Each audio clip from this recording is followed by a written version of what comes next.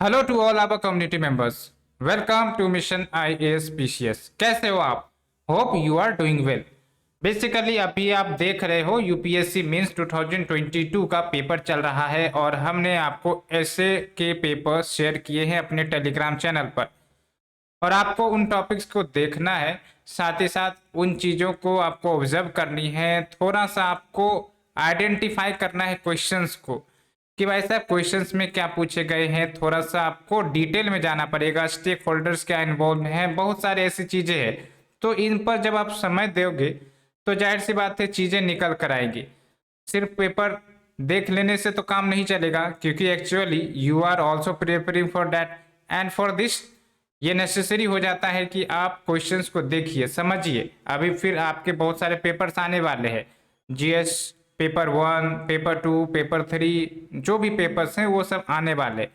तो जाहिर सी बात है इन्हें देखना काफ़ी ज़्यादा ज़रूरी होगा, एनालिसिस करना काफ़ी ज़्यादा ज़रूरी होगा कि जो भी हम पढ़ रहे हैं करंट अफेयर्स की ही बात करें या फिर स्टैटिक टॉपिक की बात करें, तो क्या हम उसे आंसर कर पाते हैं या नहीं कर पाते हैं, मैच करती हैं या नहीं जो हम पढ़ाई करते हैं। तो ये सब चीज़ों का एनालिसिस काफ़ी ज़रूरी है और ये एनालिसिस आप खुद से करोगे तो ज़्यादा बेनिफिशियल होगा रेदर कि मैं या फिर और कोई आपको करवाए। बिकॉज जो चीज़ें आप खुद से करते हो उसमें आप सीखते हो, समझते हो, अंडरस्टैंड करते हो। नहीं तो आपको वेरियस वीडियोज मिल जाएंगी बताते हुए कि हाँ ये टॉपिक पर ज़्यादा वेटेज रहा, ये रहा, वो रहा। ये सब चीज़ें तो चलेंगी चलेंगी, लेकिन मेरा कहने का मतलब ये है कि आप अपने प्रिपरेशन को जज कर पाओगे कि क्या मैं जो प्रिपेयर कर रहा हूँ उस पर मैं कितना खरा उतर रहा हूँ यूपीएससी के एग्जामिनेशन में। ठीक है, मैं मेंस की बात कर रहा हूँ एक्चुअली। तो ऐसे में आपको चीजें समझ में आएंगी। जहां पर आपकी वीकनेस रहेगी वहां पर आपको काम करना है। बिकॉज जहां वीकनेस नहीं वहां पर तो आप अच्छे से प्रिपेयर कर चुके हो, अच्छे से आंसर्स लिख सकते हो। लेकिन जहां पर आपकी कमियां हैं उन कमियों को दूर करना जरूरी है, ताकि वो जो गैप है, एक प्रकार से कहते हैं ना कि जैसे आपका ये सिलेक्शन का रास्ता है और बीच में अगर लेट से कि कुछ रोड ब्लॉक्स आ जाए तो आपको अपनी मंजिल तक पहुंचनी है, तो उस रोड ब्लॉक को तो ठीक करना पड़ेगा ना। तो उस रोड ब्लॉक को मरम्मत कर दो, है ना। तो मरम्मत कैसे करोगे? अपनी तैयारी मजबूत कर कर, अपनी कमजोरियां दूर कर कर। तो यही मैं आपको समझाने का प्रयास कर रहा हूँ कि जो चीजें आप पेपर देख रहे हो, जहां पर भी आपको लगता है कि हाँ इन सब टॉपिक्स पे कहीं ना कहीं हमारी तैयारी अच्छी नहीं है, तो उन सब टॉपिक को आप कवर कर लो। और वो सब तभी होगा जब आप पूरे अच्छे से एनालिसिस करते हो पेपर को। खैर, क्योंकि पेपर चल रहा था इसलिए मैंने आपको बताया, और आपको एनालिसिस करना ही चाहिए। ठीक है, आखिरकार आप इस फील्ड में आए हो तो जो भी चीजें हैं इस फील्ड से रिलेटेड उन सब पर तो ध्यान रखनी ही पड़ेगी। ठीक है, तो ये सब चीजें मैंने आपसे बात कही। अब आते हैं अपने इंडियन सोसाइटी के लेक्चर सीरीज पर। तो जैसा कि आपको पता है हम लोग इंडियन सोसाइटी के लेक्चर सीरीज कवर कर रहे थे और ग्लोबलाइजेशन के टॉपिक को हमने शुरुआत की थी। ग्लोबलाइजेशन काफी महत्वपूर्ण टॉपिक है, और महत्वपूर्ण इन द सेंस कि ये सदाबहार टॉपिक है। कहने का मतलब ये है कि इसमें आपको डिफरेंट एस्पेक्ट्स के आंसर्स क्वेश्चंस बनते हैं। जैसे ग्लोबलाइजेशन की बात करते हैं तो ग्लोबलाइजेशन में सबसे पहला काम आपको पता होना चाहिए कि स्टेक होल्डर हमें ढूंढना है। स्टेक होल्डर कहने का मतलब ये हुआ जैसे वोमेन, तो वोमेन भी एक स्टेक होल्डर हो गई। जैसे हम इंडियन सोसाइटी की बात करते हैं ना, उसमें स्टेक होल्डर कौन है?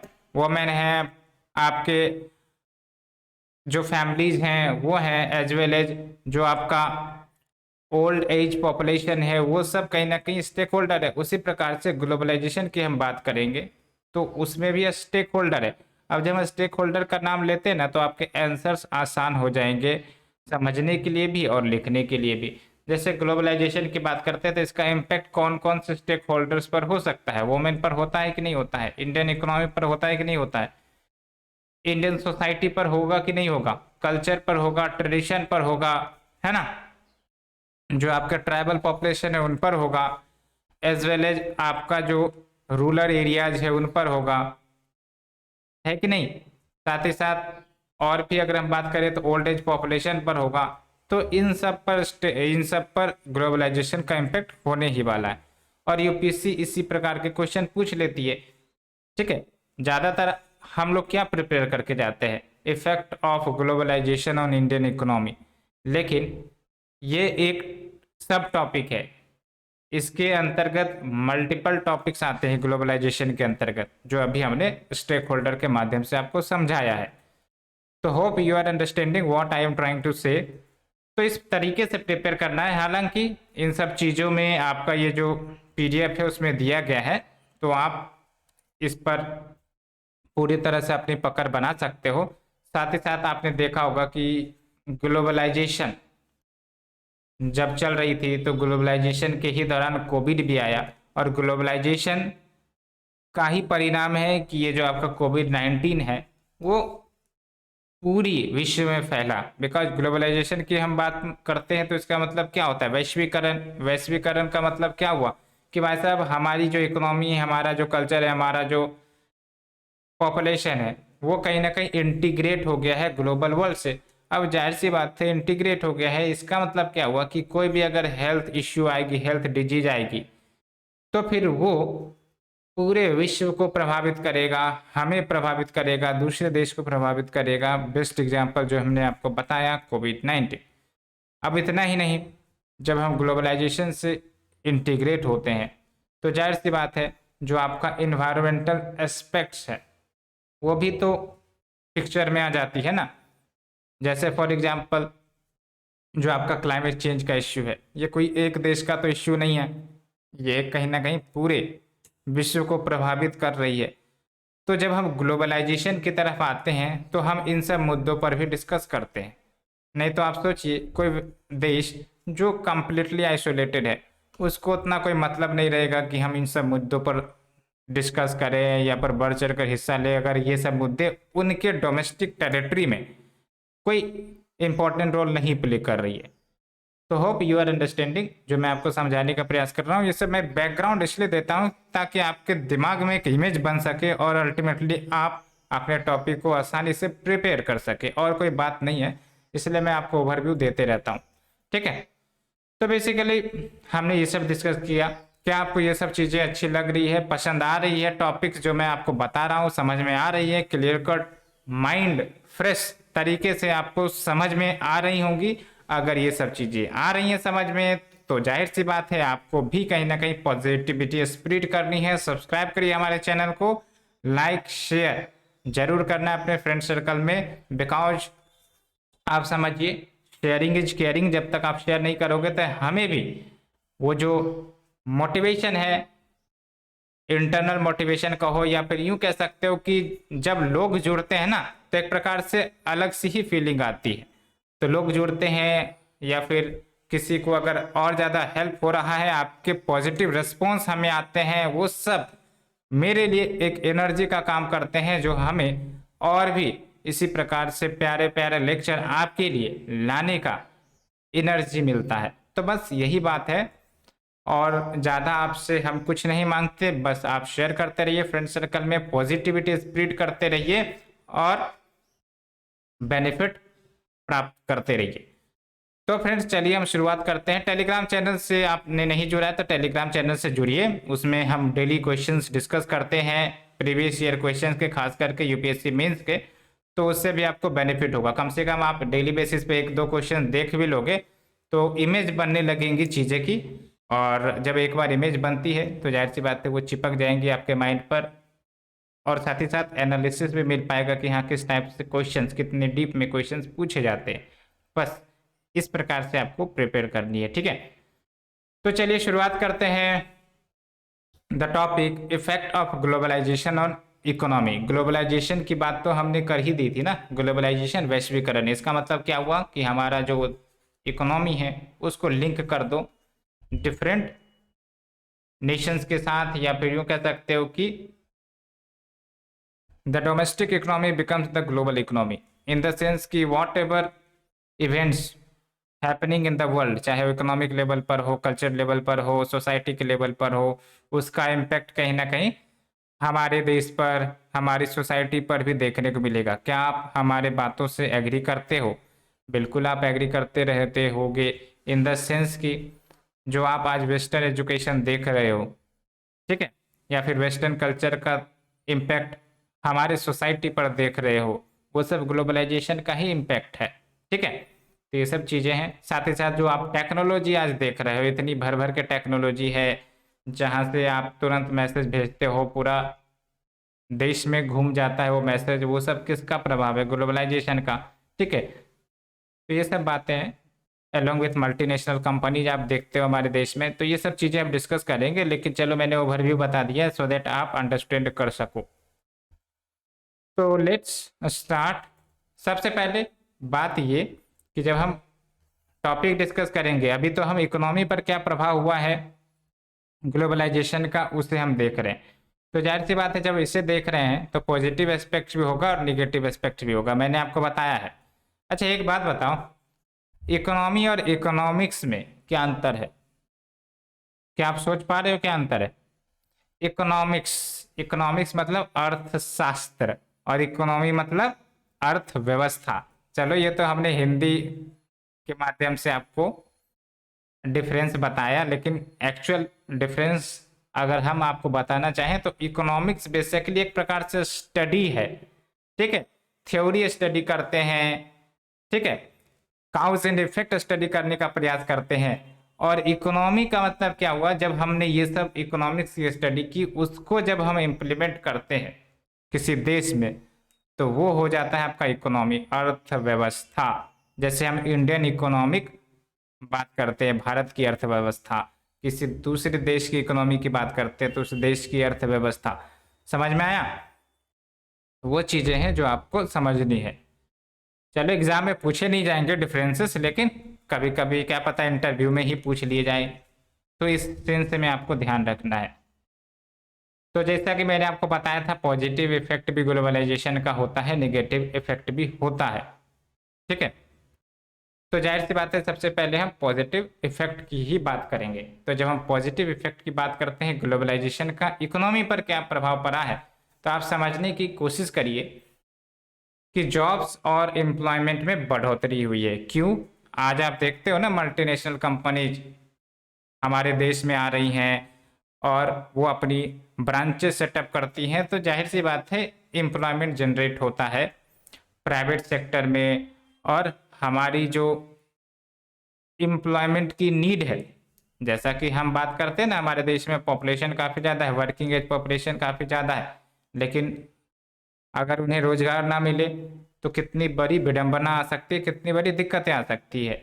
तो ये जो आपके ग्लोबलाइजेशन है, उसके कारण बहुत सारी कंपनियां आई है, बहुत सारे एक प्रकार से हमारे ही प्रोडक्ट्स दूसरे देश में जाते हैं, तो फिर हम अपनी प्रोडक्शन को बढ़ाते हैं, इन्वेस्टमेंट आती है, तो इस हिसाब से आपका जॉब्स एंड एम्प्लॉयमेंट बढ़ता है। अब जाहिर सी बात है, जॉब्स एंड एम्प्लॉयमेंट बढ़ेंगी तो डिस्पोजेबल इनकम लोगों का बढ़ेगा। ठीक है, उनको हाई पेइंग जॉब्स मिलेंगी, बिकॉज ये सब जो नई नई प्रकार की जॉब्स आ रही हैं वो काफ़ी स्किल बेस्ड होती हैं, तो डिस्पोजेबल इनकम भी लोगों का बढ़ता है। ठीक है, along with Indian growth rate में बढ़ोतरी हो रही है, यानी कि एक प्रकार से जीडीपी के ग्रोथ में अगर हम बात करें तो उसमें भी बढ़ोतरी देखने को मिली है। अब इसको एक डाटा से सब्सटेंशिएट कर दोगे आप कि जो ग्रोथ रेट था जीडीपी का इंडिया में, वो आप देख सकते हो 1980 से 90 के दौरान 5.6% था। Why this PDF is taking 1980 to 90 because इसके बाद globalization, privatization, liberalization, LPG reforms आए थे, इसीलिए इस डाटा को लिया गया है। समझ में आया आपको?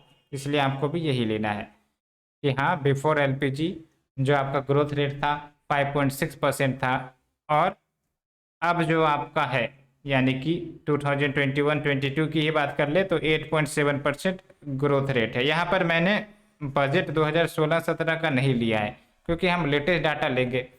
हम 4 साल पहले, 5 साल पहले का डाटा क्यों लेंगे, इसीलिए हमने ये लिया है 2021-22 का डाटा लिया है। ठीक है, तो 2021-22 के डाटा में जो हमारा ग्रोथ रेट रहा था वो 8.7% रहा था। ठीक है, और वैसे भी यहाँ पर हमको डाटा एरर लग रहा है, इसलिए हमने नहीं लिया। तो 2 कारणों से हमने नहीं लिया, ठीक है।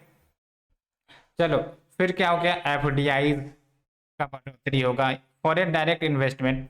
कहने का मतलब ये है कि कोई देश अगर अपनी इकोनॉमी को ओपन किए हुए है तो जाहिर सी बात है बहुत सारे फॉरेन कंपनीज या फिर फॉरेन इन्वेस्टर्स उस देश में इन्वेस्ट करेंगे। जैसे इंडिया की ही बात कर लो, ठीक है, आपके बहुत सारे फॉरेन कंपनी है या फॉरेन इन्वेस्टर है जो इंडियन कंपनी में भी इन्वेस्ट करते हैं, या फिर यूँ कह सकते हो कि डायरेक्ट वो अपने ब्रांचेस सेटअप करते हैं इंडिया में। तो इस प्रकार से भी चीज़ें चलती है, ठीक है। और जब इन्वेस्टमेंट आता है तो जाहिर सी बात है कैपिटल बनती है हमारे देश में, एसेट बनता है, रोजगार जनरेशन होता है, इनकम बढ़ती है और लाइवलीहुड में भी इम्प्रूवमेंट आता है। तो ये सब चीज़ें हैं along with new Indian startups dominating the global world.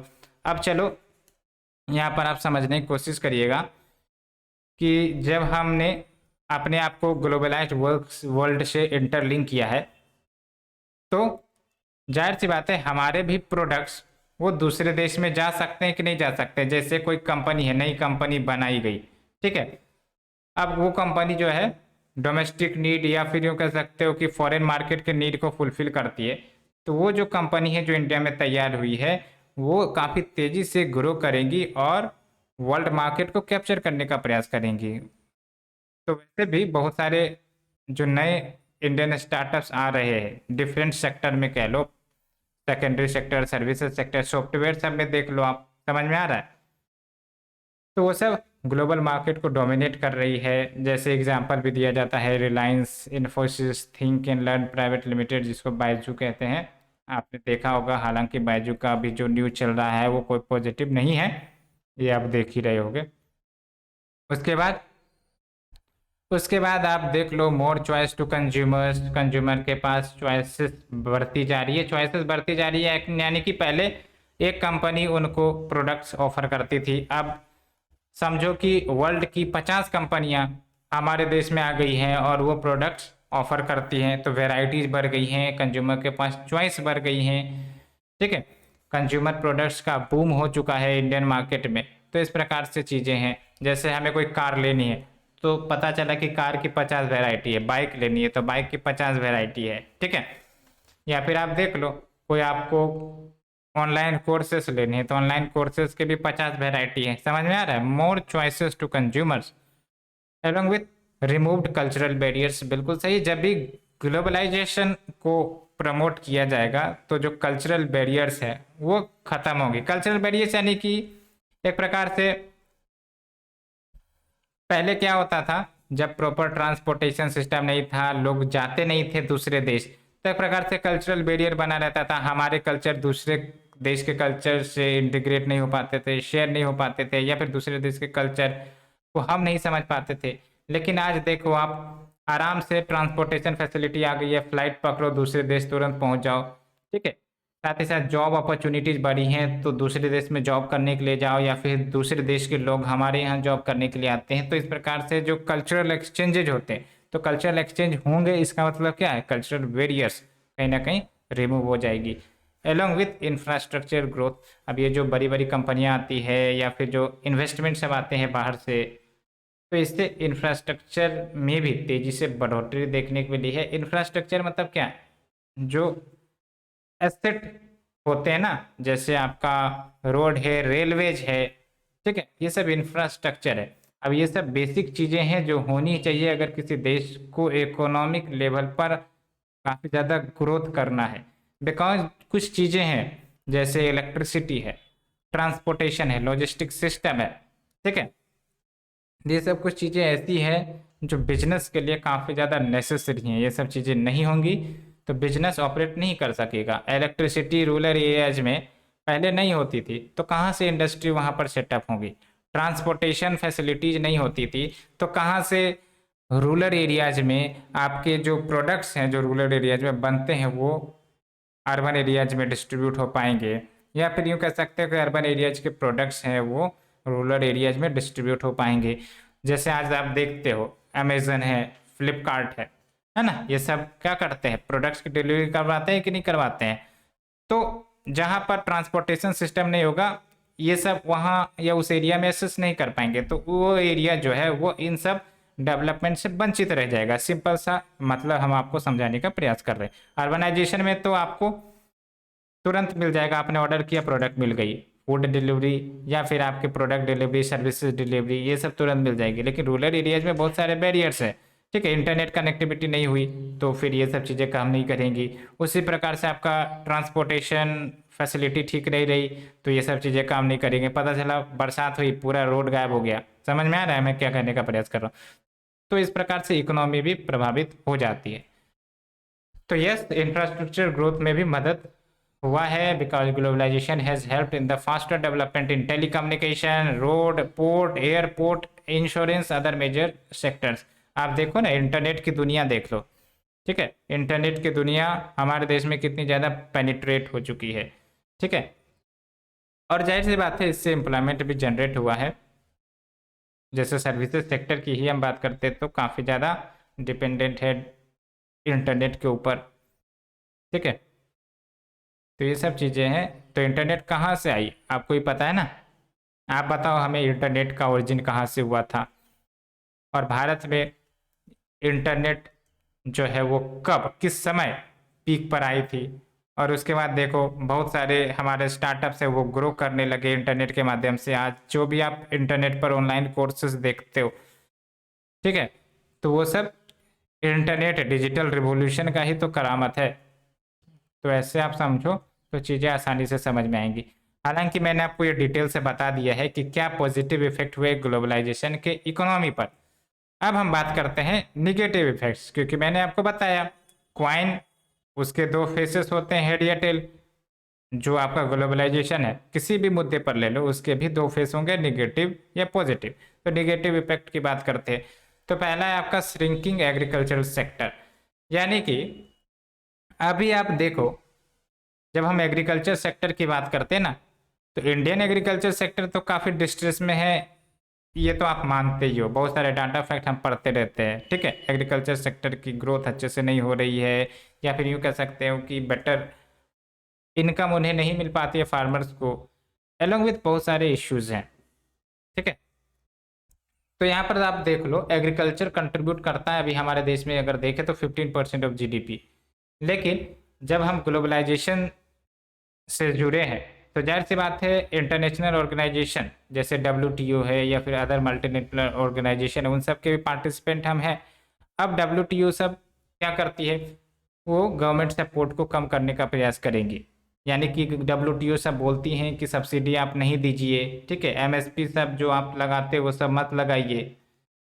तो इन सब के कारण क्या होता है कि जो फार्मर्स है हमारे देश को, उनको जो एक प्रकार से इनकम सिक्योरिटी मिलनी चाहिए वो मिलने में दिक्कत होगी कि नहीं होगी।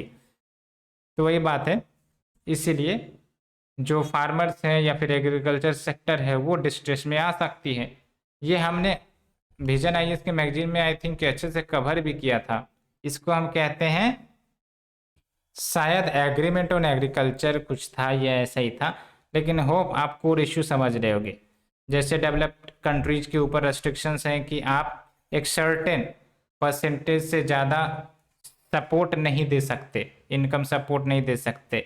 उसी प्रकार से डेवलपिंग कंट्रीज, इंडिया पर भी इस प्रकार के रेस्ट्रिक्शंस लगाए जाते हैं। तो ऐसे में क्या होगा कि इंडियन फार्मर्स जो हैं वो इनकम इनसिक्योरिटी फील करेंगे और हो सकता है वो डिस्ट्रेस में आ जाए। तो वो अगर डिस्ट्रेस में आएंगे तो हमारा एग्रीकल्चर सेक्टर भी डिस्ट्रेस में आएगा, ठीक है। तो ये सब चीज़ें हो गई। उसके बाद देख लो, जब हमने इंटीग्रेट किया अपने आप को ग्लोबलाइज्ड वर्ल्ड से, तो जाहिर सी बात है ना, जो दूसरे देश के एग्रीकल्चर प्रोडक्ट्स है वो भी हमारे देश में आते हैं, जो दूसरे देश के कमोडिटीज है वो भी हमारे देश में आते हैं। तो इसके कारण क्या होता है, प्राइसेस फ्लक्चुएशंस होती है ना।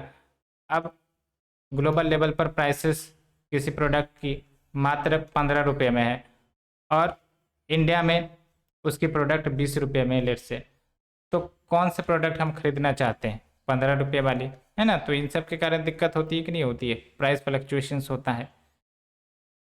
आप देख लो ना, लेट से कि हम कुछ सब्जी खरीदने जाते हैं, कहीं पर अगर 25 रुपये मिल रहा है और कहीं पर हम 20 रुपये मिल रहा है, तो हम किधर प्रेफर करेंगे, हम जाते हैं पीस की तरफ, है कि नहीं। वो बातें हो गई। उसके बाद देख लो problem of few jobs and higher unemployment. कहने का मतलब ये कि ग्लोबलाइजेशन ने सिर्फ जॉब्स ही क्रिएट किया है, ये कहना सही नहीं होगा। जो अनएम्प्लॉयमेंट की समस्या है उसको भी क्रिएट किया है, समझ में आया आपको। सोशल इनसिक्योरिटी भी क्रिएट किया है। जैसे कोविड-19 में आपने देखा था कि बहुत सारे कंपनीज ने एक प्रकार से अपने वर्कर्स को बाहर निकाल दिए थे। ये सब चीज़ें चली थी कि नहीं चली थी। तो वही बात है, इनसिक्योरिटी या सोशल इनसिक्योरिटी सबको भी जनरेट किया है, और इन सब के कारण mental as well as heart diseases ये सब भी बढ़ी हैं।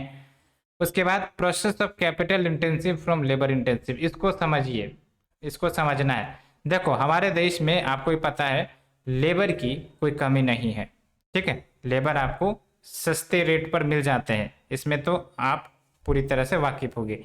लेकिन अब जो कंपनियां आ रही है, वो कंपनी जो है ना, चाहे वो बाहर की कंपनी हो, वो काफ़ी ज़्यादा शयानी है। कहने का मतलब ये हुआ कि जो भी कंपनी आ रही है बाहर से, वो आपका कैपिटल इंटेंसिव है। यानी कि वो क्या करते हैं, ऑटोमेटेड मशीन सब जो है बाहर से मंगवाएंगे, प्लांट सेटअप किए और सब कुछ ऑटोमेटेड तरीके से रन करती है, क्योंकि पैसे की तो कमी नहीं है उनके पास। तो जाहिर सी बात है वो क्या करते हैं, कैपिटल इंटेंसिव पर फोकस करते हैं। कहने का मतलब ये हुआ कि आपका जो मशीन सब है वो सब ही सारा काम करेगी, बहुत ही कम लोगों को रोजगार मिलेगा, ठीक है। जबकि हमारा देश लेबर इंटेंसिव है, हमें उस प्रकार की इंडस्ट्री ज़्यादा प्रेफर करनी चाहिए जो लेबर को रोजगार दे, तभी तो कंज्यूम हो सकेंगे ना। तो ये दिक्कतें चलती है। तो हमें किस पर फोकस करनी होगी, हमें कहीं ना कहीं लेबर इंटेंसिव इंडस्ट्री पर फोकस करनी पड़ेगी as compare to the capital intensive. Because capital intensive कभी भी हमारे जो लेबर सब हैं या फिर जो वर्किंग पॉपुलेशन है उनको पूरी तरह से रोजगार नहीं दे पाएंगी। बात समझ रहे हो जो मैं आपको बताने का प्रयास कर रहा हूँ। यहाँ पर आप देख सकते हो, the adopted global technology and automated machinery has resulted in the higher rate of unemployment in India, जो बिगेस्ट चैलेंज बन रहा है इंडियन इकोनॉमी का एंड गवर्नमेंट का। तो इसका सॉल्यूशन क्या है कि भाई साहब कैपिटल इंटेंसिव नहीं, लेबर इंटेंसिव रोजगार जनरेट करवाइए, है ना। उसके बाद हेल्थ केयर कॉस्ट भी बढ़ती जा रही है। हेल्थ केयर कॉस्ट कैसे बढ़ती जा रही है, कहने का मतलब ये है कि ग्लोबलाइज्ड वर्ल्ड हो चुका है, इंटीग्रेटेड वर्ल्ड हो चुका है, तो कोई भी बीमारियां फैलती है वो तुरंत एक दूसरे देश से दूसरे देश में ट्रांसमिट हो जाती है। कोरोना को ही ले लो, अब कोरोना के सामने आप देखो कितनी ज़्यादा एक प्रकार से पर्सनल एक्सपेंडिचर लोगों की हुई हुई कि नहीं हुई, फिर भी कोई गारंटी नहीं थी कि व्यक्ति के जान बचेंगे या नहीं बचेंगे। तो आप समझ सकते हो। उसी प्रकार से बर्ड फ्लू, इबोला, ये सब के इंसिडेंट्स आप सुनते ही रहते होंगे। अब पता नहीं एक टमाटो फ्लू आया था, अभी इसका क्या हुआ ये नहीं पता, लेकिन बात समझने की कोशिश करिए, हेल्थ केयर कॉस्ट को भी बढ़ाया है, ठीक है। along with few Indian startups having global presence। हाँ, ग्लोबलाइजेशन के कारण ये आपको लग रहा होगा कि जो वैश्विक कंपनियां है ना वो ज़्यादा मुनाफा कर रही है, वो ज़्यादा बेनिफिट कर रही है, ठीक है, क्योंकि उनके पास कैपिटल है, स्किल है, और साथ ही साथ मनी है, और प्रॉपर टेक्नोलॉजी है। तो वो सब क्या करती हैं, डेवलपिंग कंट्रीज में इन्वेस्ट करती है, प्लांट स्थापित करी, प्रोडक्ट बने और प्रोडक्ट उनका बिकने लगेगा। मार्केटिंग का भी तरीका होता है उनके पास। लेकिन हमारी इंडियन स्टार्टअप्स की ही बात करें तो इनके पास कैपिटल के चैलेंजेज होते हैं, साथ ही साथ प्रॉपर मार्केटिंग ब्रांडिंग अगर नहीं हुई, और दूसरी इंपॉर्टेंट बात ये कि इनको तो सबसे पहली बात अपना मार्केट बनाना पड़ेगा ना पूरे वर्ल्ड में, तो वो बनाने में भी दिक्कतें आती है। इसलिए आप देखोगे कि कुछ ही इंडियन स्टार्टअप्स हैं जिनका ग्लोबल प्रेजेंस है ना। बिकॉज ग्लोबल प्रेजेंस तभी हो सकेंगी जब हम compete कर पाएंगे अपने आप को दूसरे एग्जिस्टिंग कंपनीज के साथ। तो वो सब बातें हैं। तो ये बातें हो गई, हमने देखा बिकॉज कट थ्रोट कंपटीशन, ये कीवर्ड ध्यान रखना, कट थ्रोट कंपटीशन, ठीक है। उसके बाद चाइल्ड लेबर भी कहीं ना कहीं इंसिडेंट्स आ जाता है, चाइल्ड लेबर का भी। अब देखो चाइल्ड लेबर तो प्रोहिबिटेड है हमारे देश में, ठीक है, हमारा संविधान भी चाइल्ड लेबर को प्रोहिबिट करता है। और जो आपका एक पार्लियामेंट्री एक्ट है, वो पार्लियामेंट्री एक्ट का नाम हमें याद नहीं आ रहा है, वो भी चाइल्ड लेबर को प्रिवेंट करता है, आपको पता है। लेकिन फिर भी क्या चाइल्ड लेबर की समस्या खत्म हुई है? नहीं खत्म हुई है। डाटा के अनुसार over 60 to 115 million children in India वो आपका वर्क करते हैं, यानी कि कुछ ना कुछ आपके वर्क करते रहते हैं, यानी कि सिंपली कहो कि चाइल्ड लेबर में इंगेज्ड है।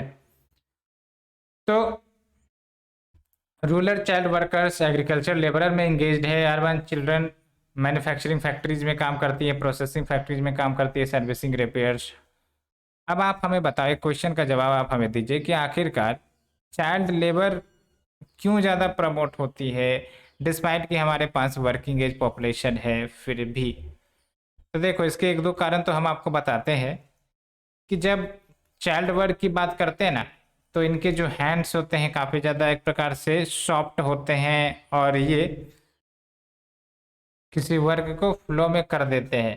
ठीक है, एक तो ये हुआ, इसलिए जो है ना, जो कंपनी सब है वो चाहती हैं कि हाँ, चिल्ड्रेन ही एक प्रकार से उनको ही रोजगार में लगा दो। दूसरी बात ये भी होती है कि इनको डरा कर रखा जाता है, जो आपके कंपनी सब बोलेंगे वो ये सुनेंगे।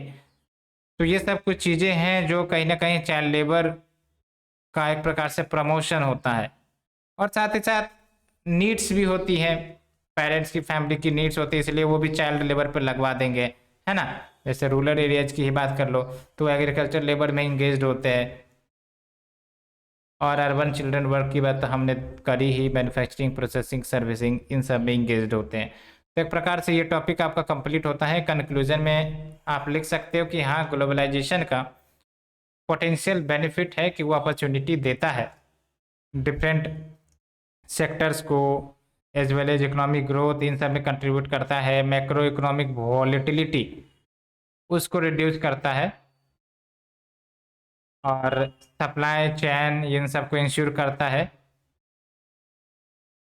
तो बेसिकली ग्लोबलाइजेशन की बात करें, ग्लोबलाइजेशन के इफेक्ट की बात करें इंडियन इकोनॉमी पर, तो हाँ, इसके कुछ चैलेंजेज है, लेकिन ओवरऑल अगर देखोगे तो वो बेनिफिट ही पहुंचाता है, बिकॉज ये किसी भी देश के प्रोडक्ट बेस्ड डाइवर्सिफिकेशन में मदद करता है। प्रोडक्ट बेस्ड डाइवर्सिफिकेशन कहने का मतलब ये हुआ कि आपको डिफरेंट प्रोडक्ट्स की नीड है, तो आप ग्लोबलाइज वर्ल्ड से उन नीड्स को फुलफिल कर सकते हो। जैसे रॉ मटेरियल्स की ही बात कर ले, तो रॉ मटेरियल्स हम डिफरेंट नेशन से मंगा सकते हैं, फिर हम प्रोड्यूस कर सकते हैं, उसको हम डिफरेंट देशों में बेच सकते हैं, समझ में आए? तो ये सब होती है। साथ ही साथ स्पेशलाइजेशन और प्रोडक्शन में भी बढ़ोतरी हुई है। तो ये सब चीज़ें हैं जो हमने डिस्कस किया। कंक्लूजन आप खुद से बना सकते हो। होप यू अंडरस्टूड जो हमने आपको बताने का प्रयास किया है। अब चलो हम चलते हैं effect of globalization on agriculture, जो हमें देखना ही है, क्योंकि एग्रीकल्चर पर ग्लोबलाइजेशन का इफेक्ट तो हुआ है। अब किस प्रकार से हुआ है, इसके पॉजिटिव एस्पेक्ट क्या है, निगेटिव एस्पेक्ट क्या है, हम उसे देखने ही वाले हैं। देखो, जब हम एग्रीकल्चर की बात करते हैं तो ग्लोबलाइजेशन का इफेक्ट एग्रीकल्चर पर क्या हुआ है, क्या नहीं हुआ है, इस एंगल से हमें इसे देखना है। और जब हम एग्रीकल्चर की इंडिया के केस में बात करते हैं तो आप हमें बताइए कि क्या पॉजिटिव चीज़ें आपको नज़र में आती है? ज़्यादातर आप नेगेटिव एस्पेक्ट ही सुनते रहते होंगे कि हाँ, फार्मर सुसाइड जैसी इंसिडेंट हमें देखने की मिलती है। साथ ही साथ उनकी जो इनकम है वो उतनी ज़्यादा नहीं हो पाती हैं। इंटरमीडिएटरीज का इश्यू है कि वो प्रोडक्ट प्रोड्यूस तो करते हैं, लेकिन जब उनको मार्केट में बेचते हैं तो उनको जो एक्चुअल रेवेन्यू मिलनी चाहिए वो नहीं मिल पाती है। जो बिचौलिए होते हैं वो उनका फ़ायदा उठा लेते हैं, एक्सप्लॉयटेशन होता है। साथ ही साथ जो लैंड प्रोडक्टिविटी है वो सब भी गड़बड़ होती जा रही है। ये सब आप सुनते ही रहते होंगे। तो क्या ग्लोबलाइजेशन का प्रभाव हुआ है, अब हम देखते हैं। हमने आपको बेसिक ओवरव्यू कुछ प्रॉब्लम्स के बारे में बताया। तो पहली बात तो आपको ये बात ध्यान में रखनी है कि WTO का, यानी कि वर्ल्ड ट्रेड ऑर्गेनाइजेशन, जिसका मकसद ये है कि इंटरनेशनल ट्रेड, ग्लोबल ट्रेड को प्रमोट करना है, उन्होंने एक एग्रीमेंट लेकर आया था जिसका नाम है एग्रीमेंट ऑन एग्रीकल्चर। इसके तहत बेसिकली जो अनफेयर प्रैक्टिसेस वेरियस कंट्रीज करती थी एग्रीकल्चरल ट्रेड को लेकर, कि पता चला भर भर के वो सब्सिडी देते हैं अपने फार्मर्स को और प्रोडक्ट को इतना ज़्यादा चीपर बना देते हैं कि वो उन्हीं के प्रोडक्ट डोमिनेट करते हैं मार्केट में, बाकी दूसरे देश के प्रोडक्ट ही डोमिनेट नहीं कर पाते हैं, प्राइस कॉम्पिटिटिव नहीं हो पाता है। तो जिसके कारण जो अदर देश होते थे, जैसे डेवलपिंग कंट्रीज की बात कर लो, तो वो सब इस प्रकार का इश्यू फेस करते थे, डिस्क्रिमिनेशन फेस करते थे। तो ये जो एग्रीमेंट ऑन एग्रीकल्चर है वो इसी अनफेयर ट्रेड प्रैक्टिसेस को दूर करने के लिए लाया गया था, जिसके तहत जो भी भर भर के सब्सिडी सब दिए जाते थे डेवलप्ड कंट्री के द्वारा, ठीक है, तो उनको कर्व लगाने का प्रयास किया गया था। लेकिन इश्यू ये है कि ये जो एग्रीमेंट ऑन एग्रीकल्चर है वो भी कहीं ना कहीं पूरी तरीके से मैटर को नहीं हैंडल कर पाती है। ये हमने डिस्कस भी किया था विजन आईएएस के मैगजीन में, आई थिंक सो। अगर नहीं तो मैं उसे डिस्कस कर दूंगा। ये काफ़ी ज़्यादा हाईलाइटेड इश्यू रहती है डब्ल्यूटीओ की, और उससे रिलेटेड कोई इश्यू है तो। और दूसरी बात तो आपको भी पता है, फार्मर सुसाइड का केस देख लो आप, डाटा देख लो आप, एनसीआरबी। हालांकि अभी आपका लेटेस्ट डाटा फार्मर सुसाइड के ऊपर रिलीज हुआ था, हमने आपको टेलीग्राम चैनल पर बताया था। तो अगर आपने टेलीग्राम चैनल से नहीं जुड़े तो आप जुड़िए और वहाँ से आप डाटा को एक्सेस करिए, क्योंकि एनसीआरबी की डाटा पहले की ही होगी, अभी हमें लेटेस्ट डाटा को एनालिसिस करना है। तो देख लो, फार्मर सुसाइड की बात करें तो काफ़ी ज़्यादा डीपली स्ट्रेस्ड फार्मिंग सेक्टर है। टोटल सुसाइड जो इंडिया में होते हैं उसका 7.4% जो सुसाइड है वो फार्मर के तरफ आपका इंडिकेटेड है। जैसे आप देख सकते हो 5,957 फार्मर्स सुसाइड कर लेते हैं, along with 4,324 agriculture labour suicide कर लेते हैं। अब आप समझिए कि ये जो आपका सुसाइड का केस है ना, इसमें फार्मर्स भी हैं और एग्रीकल्चर लेबरर्स भी हैं। तो ध्यान रखना है, अगर एग्रीकल्चर सेक्टर डिस्ट्रिक्ट रहता है ना, तो एग्रीकल्चर लेबरर्स मतलब क्या, जो दूसरों के खेतों में जाते हैं काम करने के लिए, तो उन्हें एग्रीकल्चर लेबरर कहते हैं। तो ये भी डिस्ट्रेस में है, सिर्फ फार्मर से नहीं, एग्रीकल्चर लेबरर्स भी डिस्ट्रेस में है। डाटा को आप देखिए, काफ़ी ज़्यादा एक प्रकार से अंतर नहीं है इन दोनों के बीच में, समझ में आया? तो ये मैं आपको बताने का प्रयास कर रहा हूँ। क्यों? बिकॉज कहीं ना कहीं एग्रीकल्चर प्रॉफिटेबल नहीं है रही है। जो वो लोन लेते हैं वो लोन भी नहीं चुका पाते हैं, डेब्ट के अंदर दब जाते हैं, ये सब कुछ इश्यू है। प्रॉफिटेबिलिटी नहीं हो पाती उनकी बहुत अच्छे से, तो ये सब कुछ इश्यू है। तो अगर हम बात करें ग्लोबलाइजेशन का क्या पॉजिटिव एस्पेक्ट हुआ है एग्रीकल्चर के ऊपर, तो नेशनल इनकम बढ़ा है। नेशनल इनकम बढ़ा है कहने का मतलब ये हुआ कि इंटरनेशनल मार्केट एसेसिबल अब हो गया है फार्मर्स के लिए, तो वो जो है अपने प्रोडक्ट को इंटरनेशनल मार्केट में बेच सकते हैं, सेल कर सकते हैं। और जब डिमांड बढ़ेगी प्रोडक्ट की तो प्रोडक्शन भी बढ़ेगा, हमारे देश में प्रोडक्शन बढ़ेगा, साथ ही साथ नई नई टेक्नोलॉजी आएगी, नई नई सीड जो HYB सीड आप देखते हो, तो इसके कारण एग्रीकल्चर प्रोडक्ट और ज़्यादा प्रोड्यूस होगी और एक्सपोर्ट होंगी। साथ ही साथ जो स्ट्रेस है वो भी कम हो सकेगा। Along with increase in employment. Employment में कैसे इंक्रीज हुआ है, अब आप समझिए कि मार्केट तो हमें मिल गया, अब बहुत सारी फूड प्रोसेसिंग कंपनीज होती है, उसमें से बहुत सारे MNCs भी हो गई, जैसे नेस्ले की ही बात कर लो, है कि नहीं है? और भी बहुत सारी फूड प्रोसेसिंग कंपनी है जो MNC है और इंडिया में वर्क करती है। तो वो हमारे रॉ मटेरियल को यूटिलाइज करती है, प्रोडक्ट बनाती है, और वही प्रोडक्ट जो है दूसरे देश में एक्सपोर्ट करती है। या फिर हमारी ही डोमेस्टिक कंपनी है वो प्रोडक्ट बनाती है, जैसे हल्दीराम सब की बात कर लो, ठीक है, वो प्रोडक्ट बनाते हैं और दूसरे देश में उसको सेल करते हैं। तो ऐसे में क्या हो रहा है कि एक प्रकार से जो फूड प्रोसेसिंग इंडस्ट्रीज है ना वो तो बढ़ी है ना, अब फूड प्रोसेसिंग इंडस्ट्री बढ़ी है तो रोजगार भी बढ़ेगा, है कि नहीं? इस प्रकार से एम्प्लॉयमेंट में भी बढ़ोतरी आई है। तो आप देख सकते हो the industry depending on the agriculture, वो एम्प्लॉयमेंट प्रोवाइड करती है। Along with increase in the share in trade, तो ट्रेड में भी बढ़ोतरी देखने को मिली है। ये सब बातें हो गई। Along with increase in the export of agriculture goods, बिल्कुल सही। बिकॉज मार्केट हमारे पास अवेलेबल है, तो हम अपने एग्रीकल्चर गुड्स को एक्सपोर्ट कर सकते हैं। एग्रीकल्चर गुड्स को जितना ज़्यादा एक्सपोर्ट करेंगे उतना ही ज़्यादा हमारे फार्मर के स्टेटस में सुधार आएगा, और एग्रीकल्चर सेक्टर जो अभी आपका डिस्ट्रेस्ड स्थिति में है उसको कहीं ना कहीं अच्छे स्थिति में लाया जा सकता है। ठीक है, बिकॉज आप समझिए कि प्रोडक्ट हम बहुत प्रोड्यूस कर पाते हैं, हमारे पास फर्टाइल लैंड है, HYB सीड्स है, एग्रीकल्चर फैसिलिटीज़ है, सब कुछ है, लेकिन अगर हम मार्केटिंग प्रॉपर नहीं कर पाते हैं, हम अपने प्रोडक्ट्स को उचित दाम में नहीं बेच पाते हैं, तो फार्मर्स डिस्ट्रेस में आएंगे ही आएंगे, है ना। Along with more cooperation between India and foreign Nations, जैसे रिसर्च कोलैबोरेशन सब भी होता है कि किस प्रकार से एग्रीकल्चर प्रोडक्टिविटी को बढ़ाएं, किस प्रकार से हम कोई दूसरे देश की अच्छी टेक्नोलॉजी इंडिया में लेकर आएँ जो हमारे एग्रीकल्चर सेक्टर को इम्प्रूव करे। ठीक है, तो वो सब चीज़ें भी होती है, तो वो सब तभी होगी ना जब प्रॉपर कोलैबोरेशन करते हैं कोई देश के साथ जहाँ पर अच्छी अच्छी एक्सपेरिमेंट और टेक्नोलॉजी उन्होंने एग्रीकल्चर सेक्टर में लगा रखी है और वो अपने प्रोडक्टिविटी को बढ़ा रहे हैं, तो वो सब टेक्नोलॉजी हमारे देश में भी आए, उसके लिए रिसर्च कोलैबोरेशन होता है। जैसे drip irrigation technology from Israel, Israel से एग्रीकल्चर से हम बहुत सारी चीज़ें सीख सकते हैं, क्योंकि इजराइल की ही हम बात करें फिजियोग्राफी की, तो एक प्रकार से वो आपका डेजर्ट कंडीशन वाला इन्वायरमेंट है, फिर भी वहाँ पर एग्रीकल्चर फैसिलिटेट होती है बिकॉज ऑफ वेरियस टेक्नोलॉजी। समझ में आया? तो वो सब हम सीख सकते हैं। साथ ही साथ फार्मर्स को भी मदद मिली है कि वो कॉन्ट्रैक्ट फार्मिंग सबकी जो नई नई चीज़ें आ रही है ना, तो वो सब की मदद से फार्मर्स भी हेल्प ले पा रहे हैं। Along with improve the food processing industry, तो फूड प्रोसेसिंग इंडस्ट्री, अब एग्रीकल्चर और फूड प्रोसेसिंग इंडस्ट्री इंटरलिंक्ड है।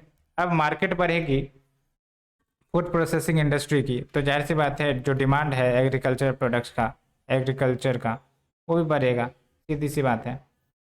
अब बात करते हैं निगेटिव एस्पेक्ट क्या हुआ है ग्लोबलाइजेशन का एग्रीकल्चर के ऊपर। तो निगेटिव एस्पेक्ट यही है कि ये जो आपका ग्लोबलाइजेशन की अगर हम बात करें एग्रीकल्चर सेक्टर के ऊपर, तो एक तो डेवलप कंट्री है और डेवलपिंग कंट्रीज है। डेवलप कंट्रीज क्या करते हैं ना, बहुत सारे इनडायरेक्ट डायरेक्ट बेनिफिट देने का प्रयास करते हैं अपने फार्मर्स को, सो दैट उनका प्रोडक्ट जो है पूरा मार्केट में डोमिनेट करे, है ना। तो एक्सपोर्ट सब्सिडी सब दिए जाते हैं, तो इन सब के कारण क्या होते हैं, डेवलप कंट्रीज के प्रोडक्ट्स ही बिकेंगे मार्केट में, और जो डेवलपिंग कंट्री के प्रोडक्ट्स हैं वो नहीं बिक पाएंगे। तो ये सब चीज़ें देखने को मिलती है। उसके लिए आपका WTO है, WTO का एग्रीमेंट ऑन एग्रीकल्चर है, लेकिन एग्रीमेंट ऑन एग्रीकल्चर की इफेक्केसी की बात करें तो इफिकेसी पर भी सवाल उठाए जाते हैं।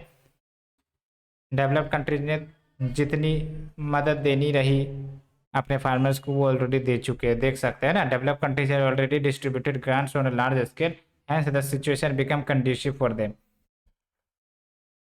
तो ये सब बातें हैं। साथ ही साथ इंडिया में तो ये केस काफ़ी ज़्यादा है, स्मॉल प्रोडक्शन फील्ड। आप देखो ना 86% जो आपका फार्मर्स है वो marginal and small land holders है, यानी कि बहुत ही कम ज़मीन उनके पास होती है। क्यों? बिकॉज पॉपुलेशन इतनी ज़्यादा है, तो वो जो लैंड है वो डिस्ट्रीब्यूट होते चली जाती है।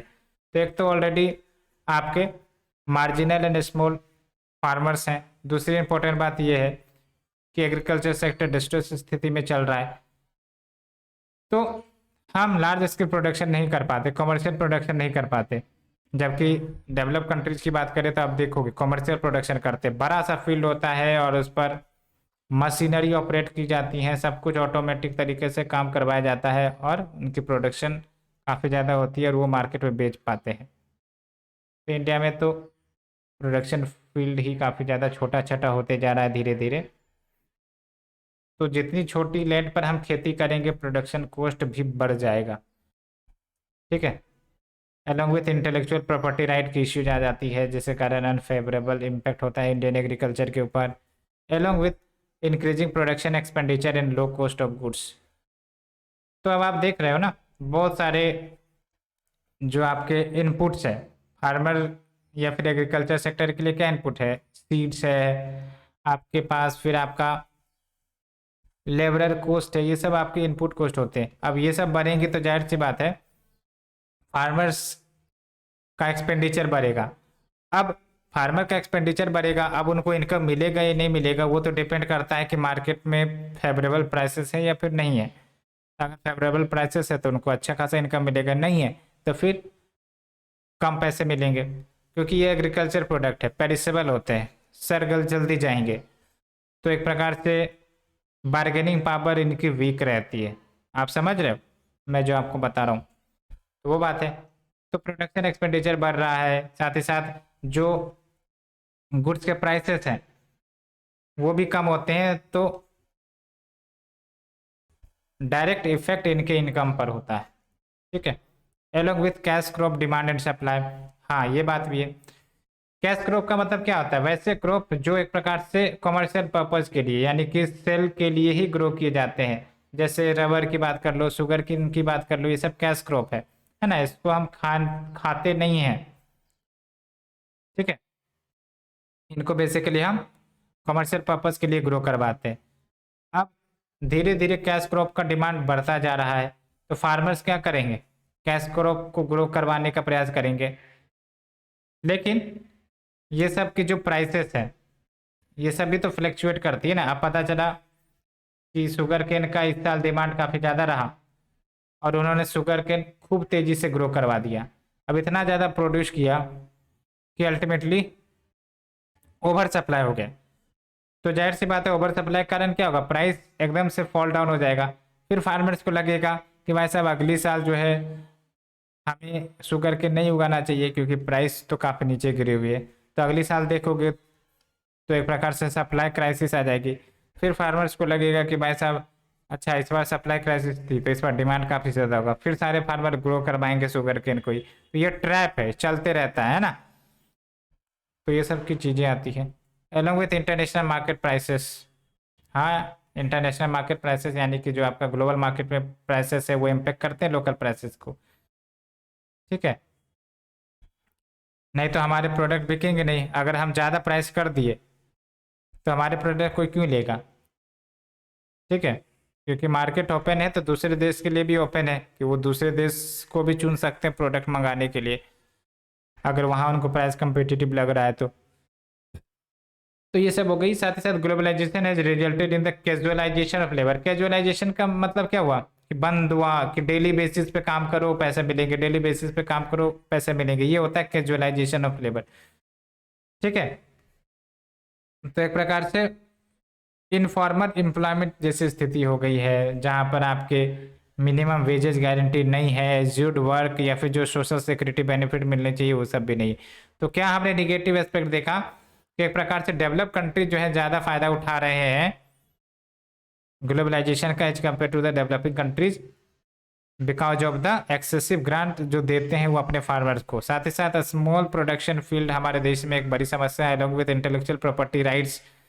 बहुत सारी कंपनियां एक प्रकार से फार्मर सबको स्टॉप करती है कि आप जो है दोबारा हमारे सीड को नहीं ग्रो करवा सकते, नहीं तो हमारा आईपीआर का वायलेशन होगा, हम केस कर देंगे, इस प्रकार की चीज़ें चलती है।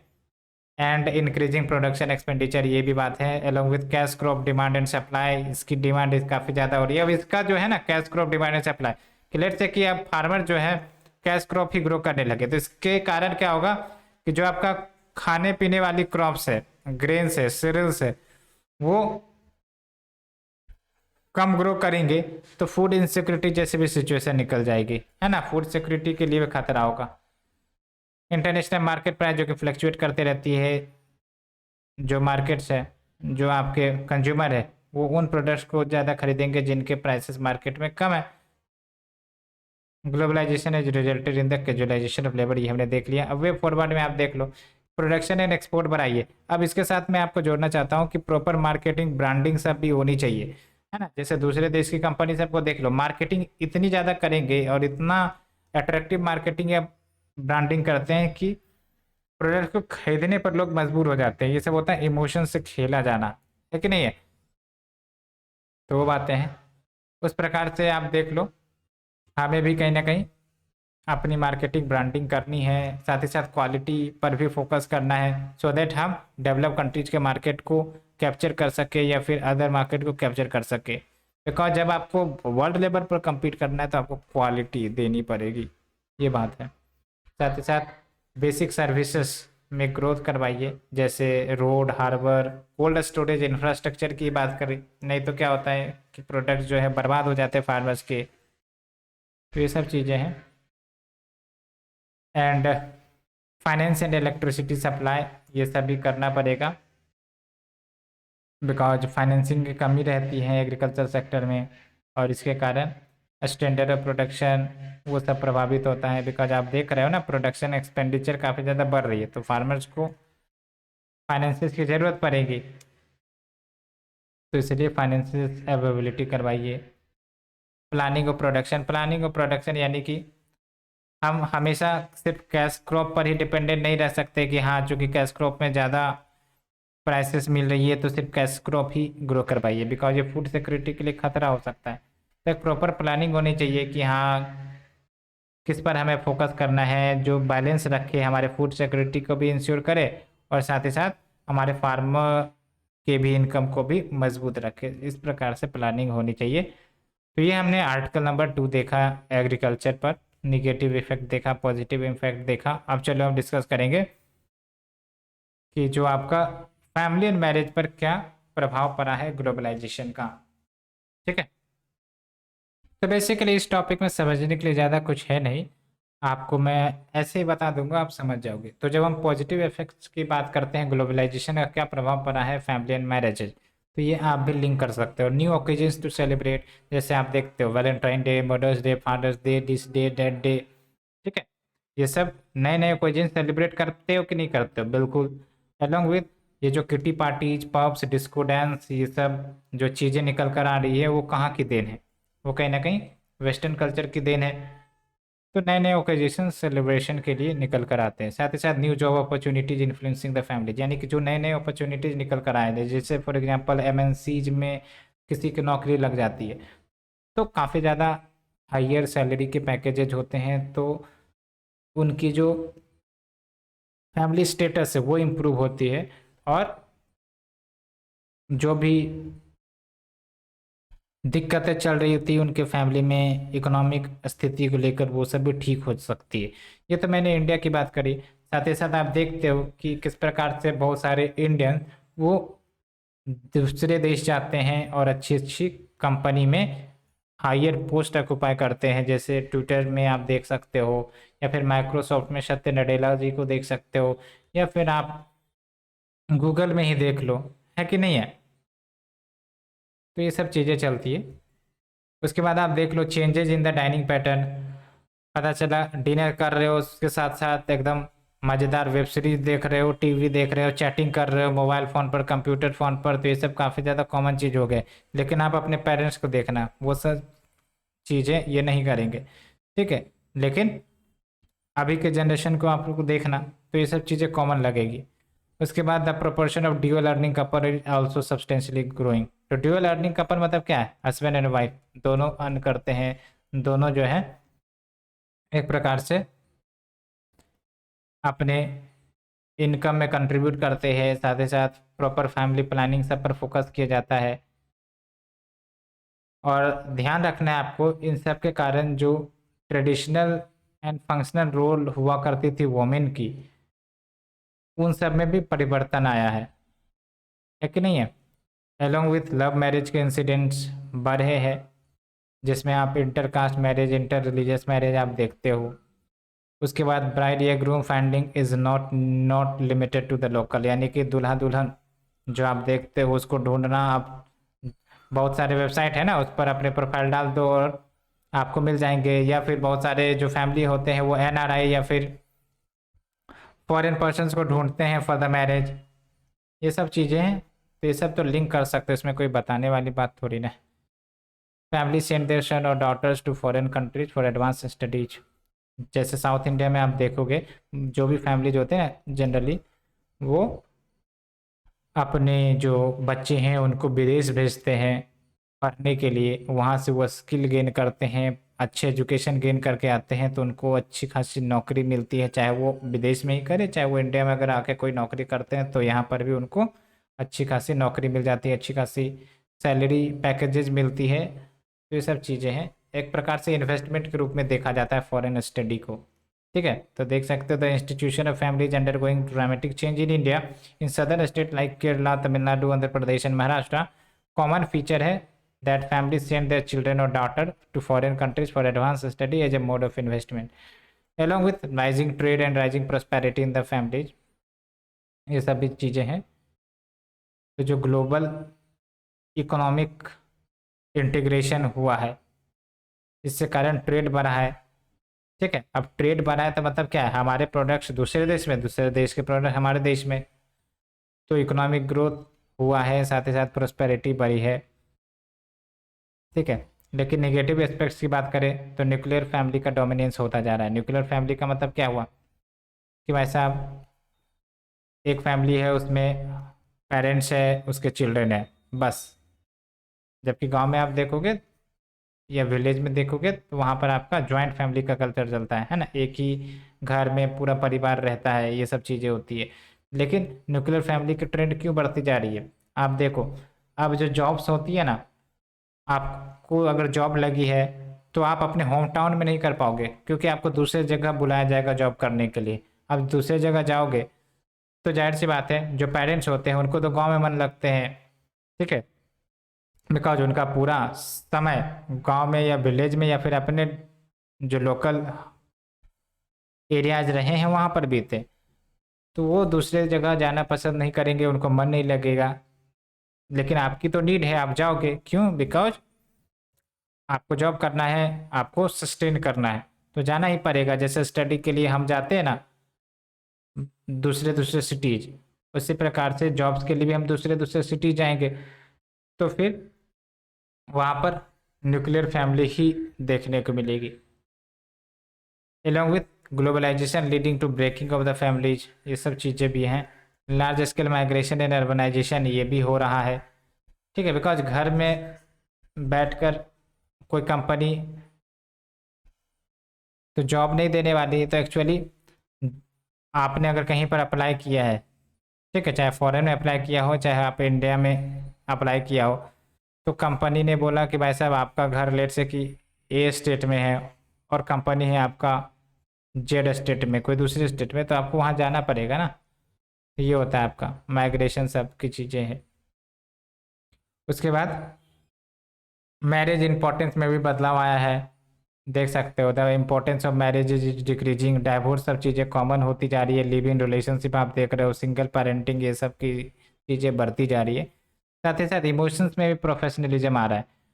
इमोशंस में भी प्रोफेशनलिज्म का मतलब क्या हुआ कि भाई साहब मैं भी कमा रहा हूँ, जो वाइफ है वो भी कमा रही है, तो फिर हम तुम्हारी बात क्यों सुने, तुम हमारी बात क्यों सुनो, इस प्रकार की चीज़ें। ठीक है, तो हम भी इंडिपेंडेंट है, तुम भी इंडिपेंडेंट हो, ऑटोनोमस डिसीजन होगा, ये सब चीज़ें हैं। तो इसके कारण आप देख सकते हो जो मैरिज भी है वो प्रोफेशनल और कॉन्ट्रेक्चुअल बनता जा रहा है। ठीक है, तो लॉन्ग टर्म रिलेशनशिप नहीं बन पा रही है लोगों में, प्योर रिलेशनशिप जिसको हम कहते हैं वो नहीं बन पा रही है। साथ ही साथ चाइल्डहुड पर भी बड़ा असर पड़ रहा है, बिकॉज चाइल्डहुड या जो बच्चे हैं वो ग्लोबल मीडिया इवेंट्स सब को ऑब्जर्व कर पाते हैं। जैसे मास शूटिंग यूएसए में देखने को मिलता है, तो वो सब चीज़ें अगर देखता है बच्चे तो वही सीखेगा, है ना। नेचुरल डिजास्टर सब चीज़ें होती है तो वो सब उनके दिमाग में जाएगा, तो ये सब चीज़ें उनको अफेक्ट करता है। तो चिल्ड्रन जो है वो रिस्क कॉन्शियस हो जाएंगे, एनेक्शियस हो जाएंगे, तो हेल्थ इश्यू जाएगा, मेंटल हेल्थ इश्यू। उसके बाद ट्रेडिशन में भी बदलाव आ रही है, जैसे serial monogamy, live in relationship, जो एक प्रकार से अगेंस्ट देखा जाता था, against the culture of India. तो ये सब चीज़ें भी निकल कर आ रही है। तो कंक्लूजन में लिख सकते हो, ठीक है, ये अच्छा पॉइंट लगा था, globalization transformed man as a materialistic and self centred, है ना। यानी कि सिर्फ अपना देखो, अपना देखो, अपना देखो, खूब एंड खूब मटीरियलिस्टिक सामान एक्वायर करो, पैसे इकट्ठे करो, ये सब इम्पैक्ट ग्लोबलाइजेशन का देखने को मिल रहा है। वही बात है कि सब कुछ होने के बावजूद मटेरियल वेल्थ भी हमारे पास है, लिविंग स्टैंडर्ड्स, हेल्थ केयर, सब कुछ हमारे पास, लेकिन वो डेली स्ट्रगल बनता जा रहा है due to high competition. Competition काफ़ी ज़्यादा है, उसी प्रकार से आप देख लो ना, हम जो एग्जामिनेशन की प्रिपेयर करते हैं गवर्नमेंट एग्जामिनेशन की, कितनी ज़्यादा कंपटीशन है ना। इसके कारण कितनी ज़्यादा मेंटल इश्यूज लोगों को झेलनी पड़ती है, कितनी ज़्यादा प्रॉब्लम्स फेस करनी पड़ती है। तो ये सब बातें हैं, लेकिन वही बात है, अब भाई साहब बेनिफिट चूंकि प्रोवाइड कर रहा है तो हम वो उसको भी इग्नोर नहीं कर सकते। ठीक है, तो ये चीज़ें हैं। चलो हमने यहाँ तक कंप्लीट किया, आज हम इतना ही रखते हैं। नेक्स्ट लेक्चर सीरीज में हम आपको effect of globalization on culture and tradition इस पर बात करेंगे, क्योंकि ये लंबा टॉपिक चलेगा, तो आपको पेशेंस रखना है। सही से हम डिस्कस करेंगे इस प्रकार से कि आपको समझ में आ जाए। सो फ्रेंड्स, कैसा लग रहा है आपको ये लेक्चर सीरीज, ज़रूर बताना, और कमेंट रेस्पॉन्स शेयर करते रहिए, टेलीग्राम से जुड़िए। आज के लिए इतना ही friends, thank you very much.